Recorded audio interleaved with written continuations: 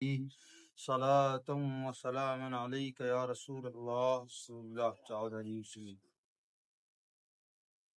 أعوذ بالله من الشيطان الرجيم. الذي جعل لكم الأرض فراشا والسماء بناء وأنزل من السماء ماء فأخرج به من الثمرات رزقا لكم فلا تجعلوا لله اندادا وانتم تعلمون. ترجمہ معارف القرآن. جس نے بنایا تمہارے لیے زمین کو فرش اور آسمان کو قبہ اور اتارا آسمان سے پانی کو، پھر نکالا اس سے کئی پھل غذا تمہارے لیے، تو نہ بناؤ اللہ کے لیے مد مقابل جبکہ تم خوب جان رہے ہو. تفسیر. یہ تمہارا پروردگار ہی ہے جس نے بنایا، اپنے لیے نہیں، اسے کیا ضرورت ہے، بلکہ تمہارے لیے اپنے کرم سے زمین کو فرش بچھونا کہ ساری زمین میں تمہاری آنکھوں کے سامنے بچھی ہوئی ہے، اور آسمان کو قبا بے ستون گنبد، اور پھر کرم پر کرم ہے کہ اتارا برسایا بادلوں کو بنا کر آسمان کی طرف سے پانی کو، اور اتنا ہی نہیں بلکہ پھر نکالا پیدا فرمایا اس بارش سے کئی طرح طرح کے مختلف پھل تاکہ کھانا اور غذا مہیا فرما دے تمہارے لیے. تو دانائی سے کام لو اور ہرگز نہ بناؤ اپنی من گڑھت سے اللہ کے لیے کوئی بھی مد مقابل برابری والا، جبکہ تم خود بھی اچھی طرح سے خوب جان رہے ہو کہ خالق کی برابری کا کوئی مخلوق ہو ہی نہیں سکتا، اور جس کو تم برابر والا بنائے ہو سب اللہ تعالی ہی کی مخلوق ہیں. صدق اللہ مولانا العظیم و صدق رسولہ النبی الامین المتین الکریم.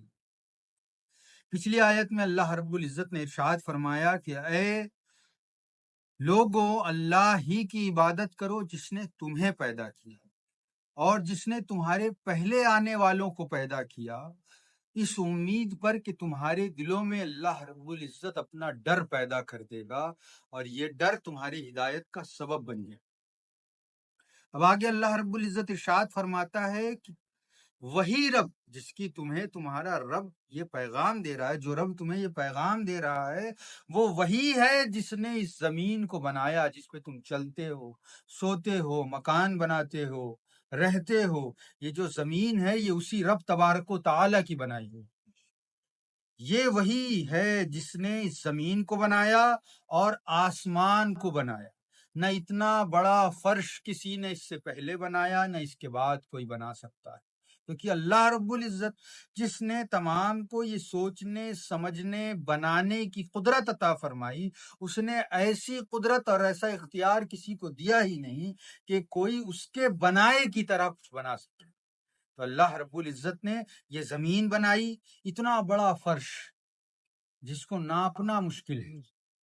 اور دوسری بات اللہ رب العزت ارشاد فرماتا ہے کہ ایسا آسمان، ایسی چھت، آسمان بنایا جسے تمہارے لیے چھت بنایا، اور اتنا بڑا آسمان، اتنا بڑا گنبد نما، اتنی بڑی گنبد نما چھت جس کے نیچے کوئی ستون نہیں ہے، کوئی پلر نہیں ہے. آج ہم ایک چھوٹی سی چھت ڈالتے ہیں تو ہمیں اس میں پلر ڈالنا پڑتا ہے، لیکن اللہ رب العزت اپنی نشانیوں کی طرف اشارہ فرماتے ہوئے کہہ رہا ہے کہ اے لوگو، اس رب نے تمہارے لیے زمین بچھائی اور اس زمین کے اوپر تمہارے لیے ایسی چھت بنائی جس کے لیے کوئی پلر نہیں ہے، کوئی سہارا نہیں ہے، صرف اور صرف اللہ کے حکم سے وہ تمہارے چھتوں پر، سروں پر رکی ہوئی ہے.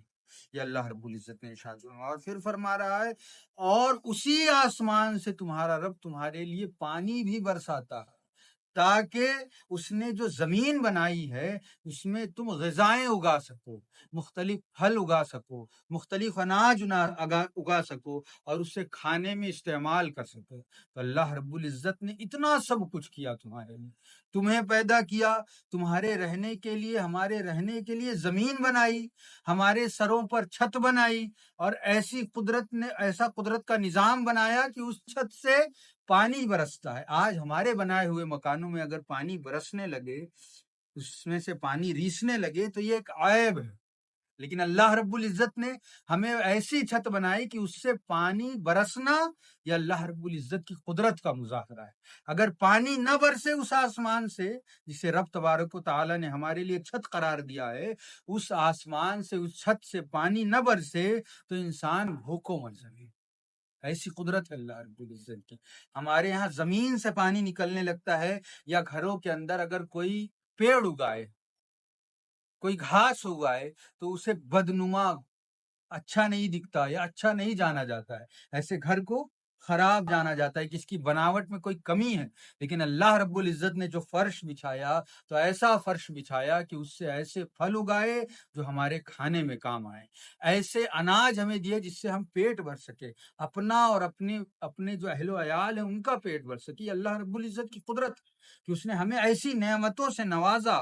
تو اللہ رب العزت فرماتا ہے کہ تمہیں میں نے اتنی نعمتوں سے نوازا، ایسے ایسے عجائبات دکھائے، اس کے بعد تمہارا کیا فرض بنتا ہے؟ تو اللہ رب العزت فرماتا ہے جب تم نے ان سب چیزوں کو دیکھ لیا، مجھ پر ایمان لے آئے، میرے رسول صلی اللہ تعالی علیہ وسلم کو مان لیا، فلا تجعلوا للہ اندادا وانتم تعلمون. اللہ رب العزت ارشاد فرما رہا ہے کہ جب تم نے یہ کہہ دیا کہ اللہ کے سوا کوئی لائق معبود نہیں، جب تم نے یہ جان لیا کہ اس دنیا میں ہماری نظروں سے جو کچھ ہم دیکھ پا رہے ہیں، جو محسوس کر پا رہے ہیں، یہ سب کچھ اللہ ہی کا پیدا کیا، چاہے اس جہان میں چلنے والی ہوا ہو، یا اگنے والے پھل ہوں، پیڑ ہوں، پودے ہوں، پتھر ہوں، پہاڑ ہوں، کچھ بھی جس کا نام ہم لے سکتے ہیں یا جو چیز ہمارے علم میں آ سکتی ہے، وہ ساری چیزیں اللہ رب العزت ہی کی پیدا ہوئی.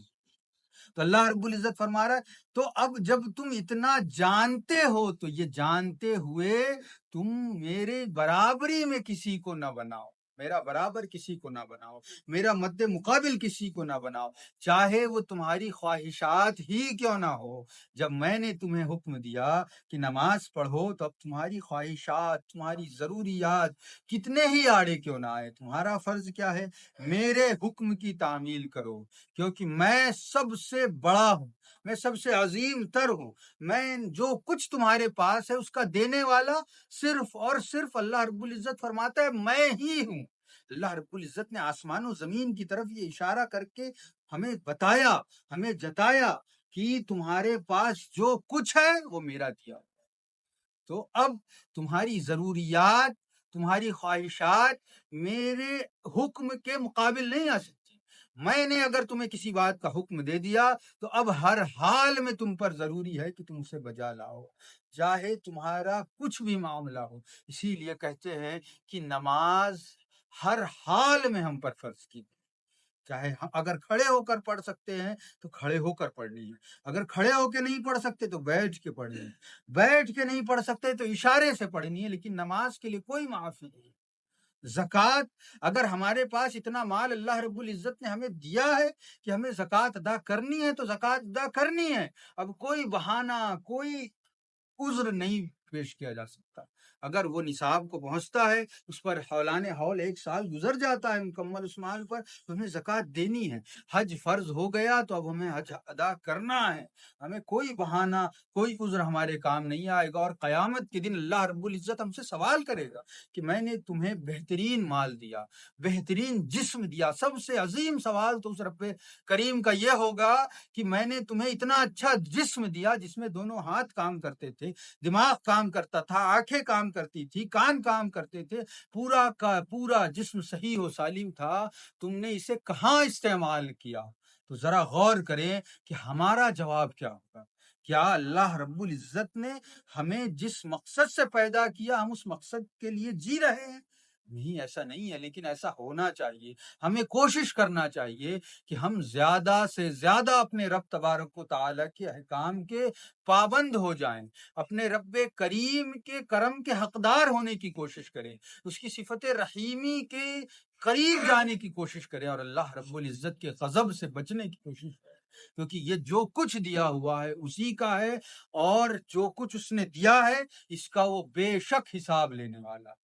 اس سے کوئی چھٹکارا نہیں ہے، کوئی نہیں بچنے والا ہے۔ تو اللہ رب العزت کی بارگاہ ہمیں سر خم کر کے اپنے آپ کو پیش کر کے یہ دعا کریں کہ یا اللہ رب العزت ہم اپنے گناہوں سے معافی مانگتے ہیں، ہمارے پاس جو کچھ ہے تیرے دیے سے ہے، یا اللہ رب العزت ہم تیرے احکام کی پابندی کا تجھ سے وعدہ کرتے ہیں۔ مولا کریم ہم سب کو آخرت میں شرمندگی سے محفوظ فرما۔ الفاتحہ علی حضرت نبی کریم صلی اللہ تعالی علیہ وسلم۔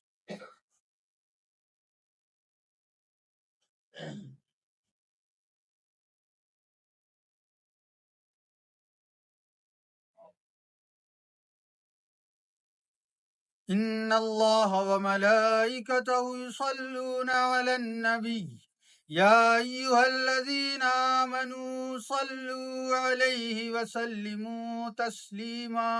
اللهم صل على سيدنا مولانا محمد عبدك ونبيك ورسولك النبي الأمي وعلى آله وصحبه الكرام برحمتك يا أرحم الراحمين بحق لا إله إلا الله محمد رسول الله صلى الله عليه وسلم۔